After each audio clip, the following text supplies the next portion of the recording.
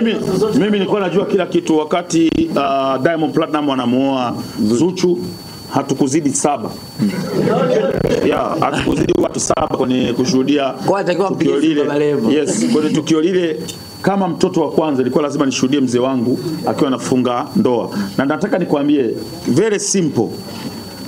Mimi ndo mmoja kati ya watu ambao nilipigania mpaka nikatukanwa, nataka sio kumzalia Diamond, nataka kufanyaje kwa sababu ya kupigania penzi lake la Diamond na Zuchu. Sijui kama unanielewa. Kauli zote nilizoongea ni kwa sababu kuhakikisha wale wanakuwa wapenzi na wanazaa watoto. Sasa hivi wameshaoana, wamefunga ndoa. This time ni kupambana na Zuchu aweze kupata mtoto. Na nimemfundisha, mimi na watoto wengi sana.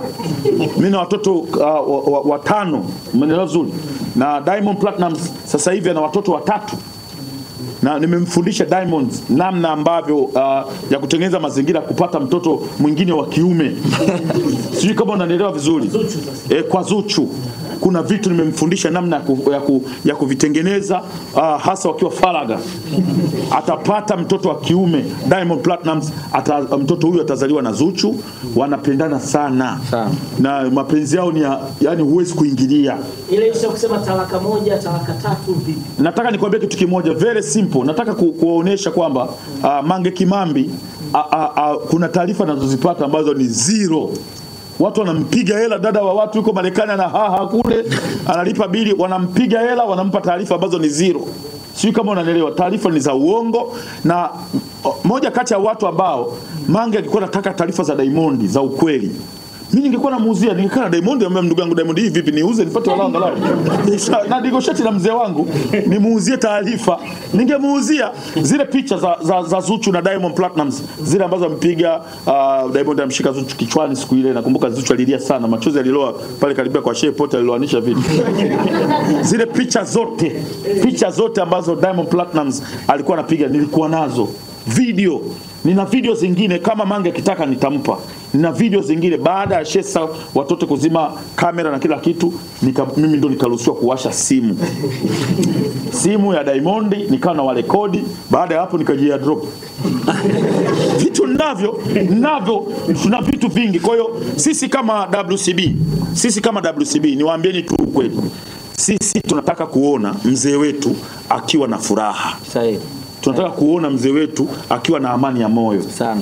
Amani, nawaambieni hapa, nawaambieni siri. Amani ya moyo ya Diamond Platinum kwenye mahusiano, kwenye mapenzi ni Zuchu. Sahihi. Na nitawaambieni kwa nini ni Zuchu. Moja, Zuchu mnayemuona pale sio binti mapepe msaliti limbukeni mluka huku na huku. Zuchu ni binti anatoka studio, katoka studio ameenda msikitini, katoka msikitini karudi nyumbani, kajifunika ushungi amsubiri Diamond waje watafute watoto. Hakuna, sio mtu wanawake wengine wakurukaruka mapaparu mara anataka si hivi. Hana, unamuona binti jinsi alivyo. Ni binti amefundwa, amefundishwa. Haya mambo mengine, migogoro, kugombana kwenye mapenzi na kila kitu, ni mambo ambayo huwa yanatokea kwenye mahusiano yoyote. Wanagombana mke wa shehe na mume wake ambaye ni shehe, wanagombana. Hivi umigongano ndani ya nyumba lazima iwepo, kwa sababu Diamond ni mtu ambaye wanawake, mabinti wenye umri kuanzia miaka 18 mpaka 26, 87% ya mabinti wote Tanzania wanatamani kudeti na Diamond Platinum.